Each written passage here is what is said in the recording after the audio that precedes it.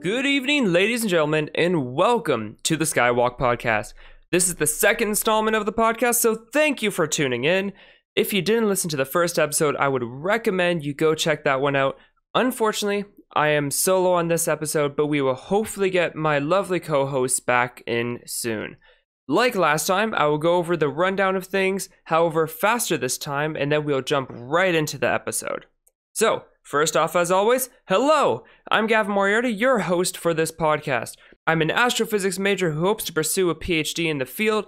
In my spare time, I do astrophotography, and I am a nerd for all things that are space. I am one of those people that spends time on Instagram and just looks at weird posts about Hawking radiation and things that most people wouldn't have never even heard of in their life.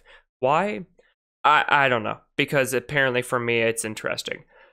You may have also heard me through the other things I do. I run another podcast that you should be able to find anywhere that you're listening to this one already. It's called the Hot Cocoa Chats podcast, where I run script-free with a guest mostly week by week, and we just chit-chat about whatever we want. It's bonkers, it's calming, and the previous episode was my first special guest starring Brad Buell, who you may know on YouTube and other things under the account Saturday. I also run my own mostly gaming YouTube channel called Zombefied. That's Zombefied for those that need the spelling, because it is different than what you would think. Along with accompanying social media accounts, so make sure to go check those out. The links will be in the description. All right, that's enough about me. If you want to learn more, feel free to go check out the other things that I do. That will be more personal onto stuff that I do, things that I care about, all that. Right now, all we're focusing on is space. And just in case, for those that don't know, in the Skywalk podcast, I will spend each episode talking about a different space object. Specifically, we're going to go through all the Messier objects. I will go through a couple different categories of information and teach you guys all about each one of these objects. Every once in a while, though, I will take a step back and we will look at the bigger picture of these objects, and I will pick a constellation and talk about it. In these special episodes, I will be more closely talking with my co-host Jillian, who is usually a co-host, but obviously not here today because I'm solo. But she is our resident what is it called? Astrology. There we go. I really don't like the subject, but for those special episodes, she will be taking over what the astrology portion of it is. Along with these episodes, make sure to follow along on Twitter at SkywalkPod, where I'll post graphics to go along with what you've been listening to, and it will help you better grasp some of the points that I'm talking about, especially when I'm describing what these objects look like. It's a lot easier to just go onto the Twitter and look up the image while you're listening to this, because luckily it's not a video, so you don't need to worry about being on two things on your screen at once. So it's a lot easier. Go check it out. Follow, stay up to date with everything about this podcast. All right, now that we have that general understanding of the podcast out of the way, hopefully that wasn't as long as previously, we will jump straight into these Messier objects. So, just real quick, Charles Messier was a French bloke born June 26, 1730, as the 10th of 12 kids, because people had huge families back then. As a young kid, Messier became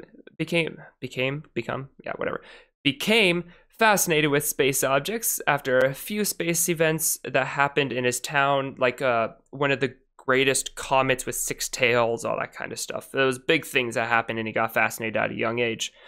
At age 21, he joined the French Navy and would eventually begin working at an observatory in Paris. He continued his fascination in comets, eventually getting coined the nickname Comet Ferret by King Louis the Fifth. That Roman numerals are hard. XV. So 15th. Wow, we got there eventually, folks. In 1758, he noticed a strange cloudy patch in the constellation Taurus while observing a comet, and took note of it to help astronomers not mistaken it for a comet, and started cataloging other comet-like, quote, objects to avoid. And hence, we got the Messier catalog. The objects that he saw is known as NGC 1952, or NGC is a New General Catalog. It's another way that people categorize all these deep space stuff. but it would eventually become known as Messier 1 or just plainly M1, or more commonly known today as the Crab Nebula, which is what our first episode was about. So if you haven't listened to that one, again, I will recommend, hopefully for the last time, that you should go check that one out. Messier ended up dying in 1817, and by then he had created a list of 103 objects, but the Messier catalog would be revised in the 20th century to be a total of 110, which I've been meaning to look that up. I don't know how they managed to find more objects out of, like, how do you find 7 more objects within already objects? But maybe it's weird clusters and things like that. All right, that's all the backstory you guys need, so let's embark on our journey through the stars. Hopefully everyone made it to this point, and if you are still conscious, then thank you, you're a cool person, and go get yourself a cookie for all your great work. Star cookies, get bonus points, like always. Get them star cookies. All right, enough chit chat, let's get down to the nitty gritty. So, Messier 2, or M2 as we will call it through most of this. M2 was first discovered on September 11th, 1746 by Jean-Dominique Maraldi. Maraldi? Yeah, we're gonna go with that. An Italian-born French astronomer, yes, that sounds just as messy as it sounds, while joined with French astronomer Jacques, man, I need to touch up on my French, Cassini, who was the son of the famous Italian astronomer Giovanni Cassini. These two found this object while they were observing a comet. Maraldi's journal entry about the object goes as following. It's a little long, but hang with me here. Quote, on September 11, I have observed another one for which the right ascension is a bunch of numbers and the declination is a bunch very near to the parallel where the comet should be. This one is round, well terminated, and brighter in the center, about 4 or 5 in extent, and not a single star around it to a pretty large distance. None can be seen in the whole field of the telescope. This appears very singular to me, for most of the stars one calls nebulous are surrounded by many stars, making one think that the whiteness found there is an effect of the light of a mass of stars too small to be seen in the largest telescopes. I took at first this nebula for the comet. Excuse me. So basically what he's saying there, in plain man's term, is that he was looking for this nebula or something. He was looking for something else. Found this very bright object and with the technology there, all he saw was just literally like a bright light, and he thought this was weird. It's not cataloged anywhere. And so he was just describing it that it's very bright, especially in the core of the thing that he's seen. And in the telescope, all he sees is this bright. There's no stars around it. Probably because of how bright it is, it blurs out all the other stars. And so, after this, there wasn't really anything more on the object until September 11th, 1760. For those keeping track, yes, that's 14 years exactly to the day that the original spotting occurred. And who spotted this cluster than no other than our man Charles Messier? That's right, our man, the Comet Ferret.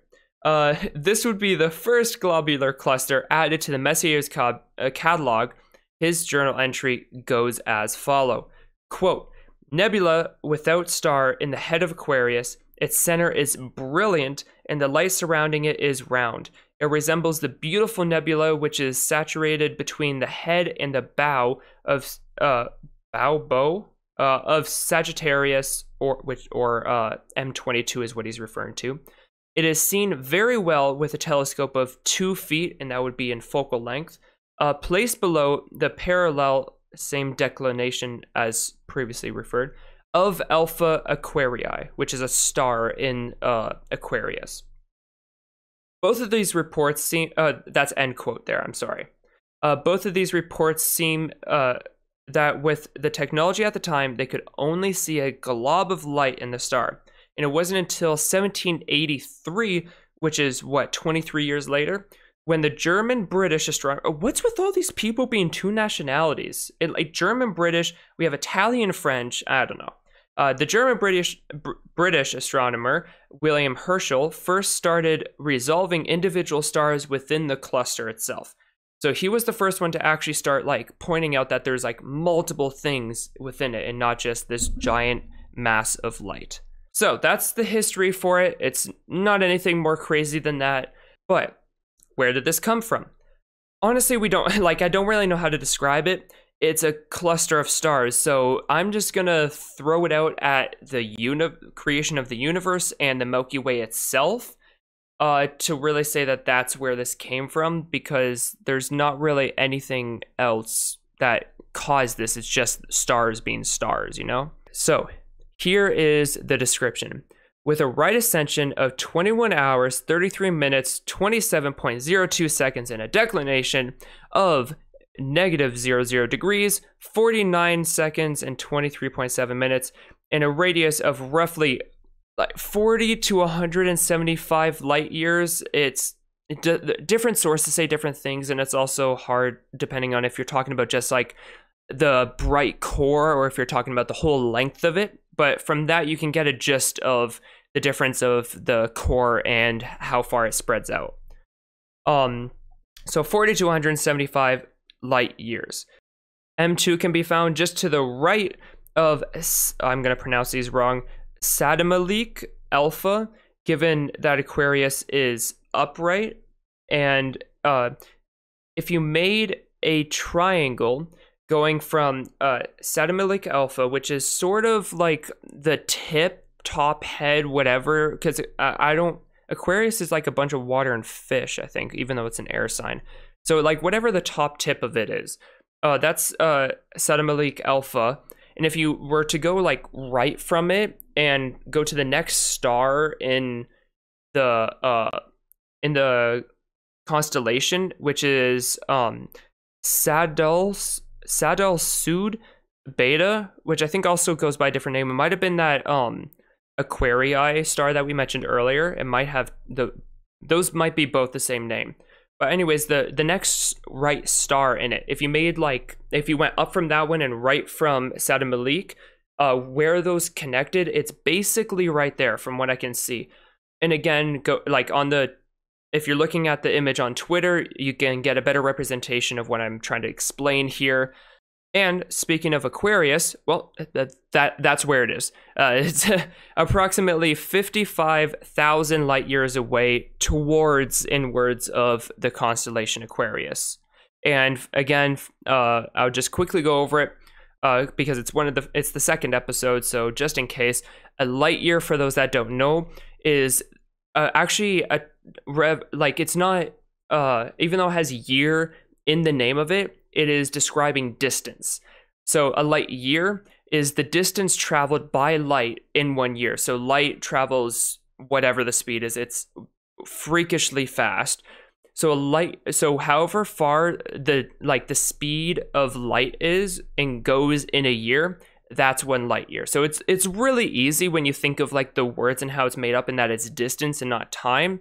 But I just thought I would go over it one more time. So what does Messier 2 actually look like?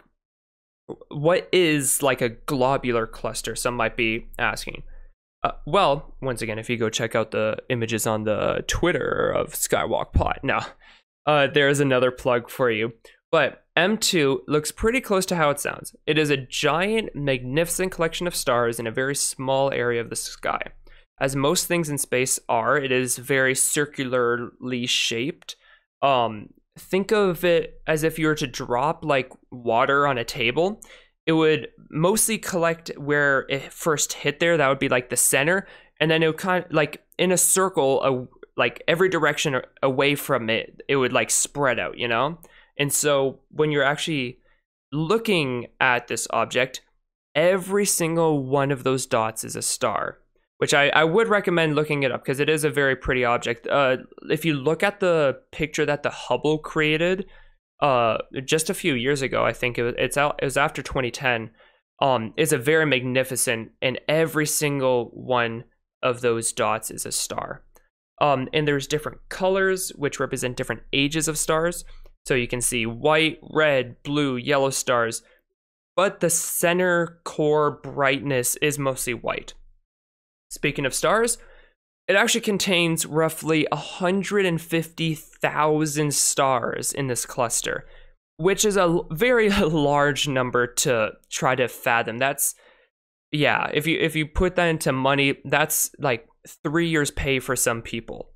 M2 has an apparent magnitude of plus 6.3. It is right at the cusp of what the naked eye could see if you were in a dark sky location with perfect weather. And so for those that don't know the scale and didn't listen to the first episode yet, I'll narrow it down to -30 and +30 range as visibility goes. And so the sun on the scale is actually -26.7, which sounds backwards, but negative is bright. So -26.7 is our sun in the sky. And then the limit of what the Hubble Space Telescope can see is actually +27.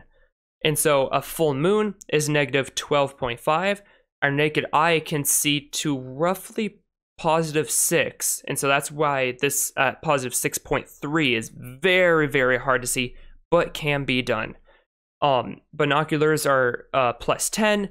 Pluto is +14. So if you're lucky enough to be near a Bortle Class 1 sky, which, more explaining here, sorry guys, Bortle Class is how we judge light pollution. So like downtown LA will be Bortle Class 9, and then 0 light pollution, like in the middle of the Grand Canyon, would be 1. And so it's a 1 to 9 scale. And so if you're in a Bortle Class 1 sky and there was no weather at all, it was a perfectly clear day, perfect weather, and maybe like there's no termination in the atmosphere, and you know where to look, and maybe you have to do one of those, like, you know how when you're looking, like, say off the shoreline and there's, you know that there's something way out there, but you can only see it when you look like away from it, but when you look at it, you can't see it. It might be one of those scenarios. I've never seen this object. I've never been to a Bortle Class 1 sky, but they say that it's possible. So I'm going to go with that maybe it's not when you look at it, maybe it's if you look slightly away from it, then you can start to see it. I don't understand how eyes do that, but whatever. It is possible to see. And if you are really wanting to go see this object, the best viewing time is during October, but I've seen it range from like July to October, but everything always says October, so I would go with that because that seems to be the for sure date that is the best time to see it. So that's all our descriptions. We're going to move on to what this object means in a cultural like representation. Or we're not. Actually, I couldn't find really anything of cultural representation or historical significance of M2. So instead, I'm just going to use this section as a little quick facts section, just so that we're not totally out of like another segment, you know? So Messier 2 is one of the largest clusters of its kind. And that's because of 150,000 stars is insane. The Hubble image of M2's core, which is the one that I recommended you should look up, was created using observations taken at visible and infrared wavelengths. So the cool thing about the Hubble is that it has a few different cameras on it, and so it can do pictures like this where it's actually, if you were to take a photo with just regular visibility of light that your eyes can see, it wouldn't look like that. But if you go into the infrared spectrum or microwave spectrum, everything looks different. It's really weird how wavelengths work. The cluster can be observed in binoculars and small telescopes a lot more easier than your eyes, but individual stars can only be seen in larger instruments beginning at around 6-inch telescopes. So you can see like the bright light of it, which would probably be the core because it's a giant collection of 150,000 stars, you know, but if you want to actually start seeing like those different dots, different like characteristics of it, the denseness to the like more expanded view, you're going to need a little bit of a larger telescope. Messier 2 in the modern day, which once again, I couldn't find anything. I don't know, this object just didn't work out for me, but I'll still give you guys some more information on it. So the cluster is actually very, very old. And you're kind of wondering, like, how can these stars be that old?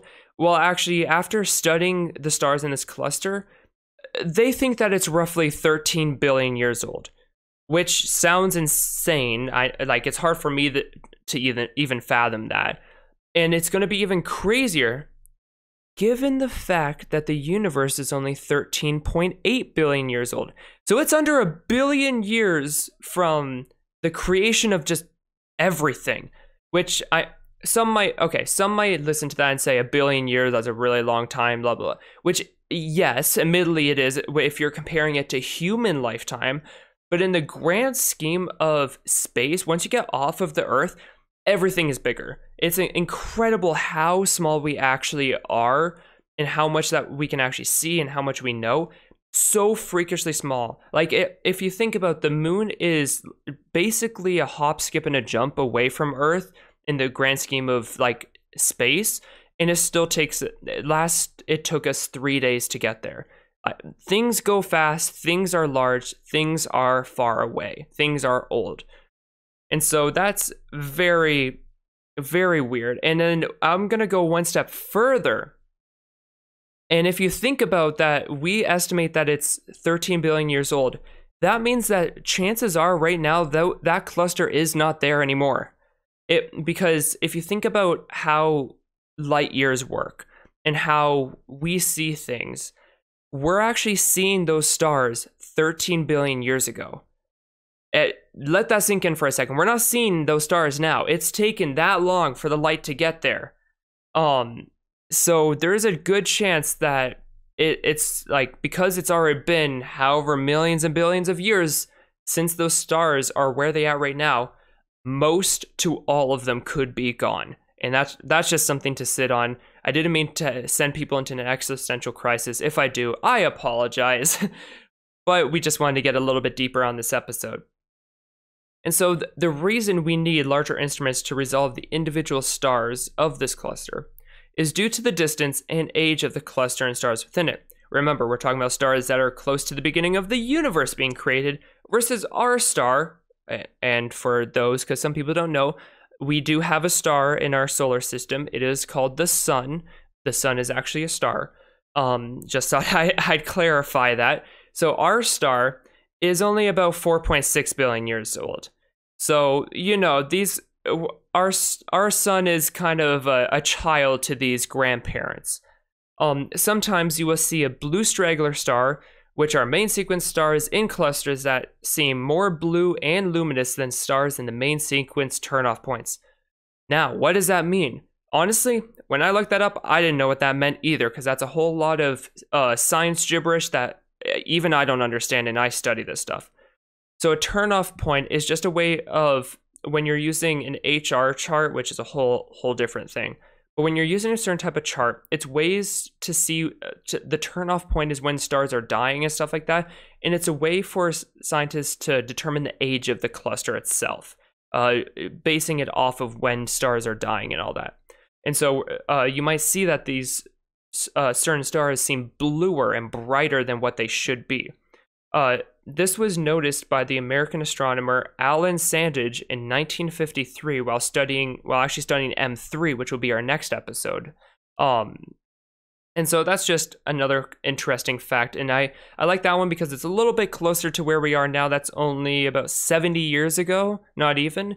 So it's a little bit more modern development of this object versus everything that, like, we learned everything about it by before the 1800s. So I like that point. All right, so this has been your guide to a very old object that is Messier 2. Once again, this is one that I have not looked into too heavily before the writing of this episode, but I like the object, actually. It's kind of cool. Even just looking at it on the computer, it really is actually crazy how bright the core is, because, like, you know, when 150,000 giant balls of burning hydrogen in a very small space relative, it's very bright. Even on my screen, like, I turn down the brightness and that center part of my screen is illuminated versus the rest of my screen. It's kind of funny, but it's very, very bright. And so hopefully just listening to my voice wasn't too bad and wasn't too draining through all of this. I appreciate you guys. I appreciate you guys sticking through this. I know I wasn't joined with my co-hosts who help with the comedic relief of the episode. This was a lot more scientific, a lot more in depth, and a lot more like factual stuff like that. But if you guys like this type of version of it, reach out, let me know. I would appreciate any feedback, and I like the community feel of things, you know. But thank you to all of you, the audience.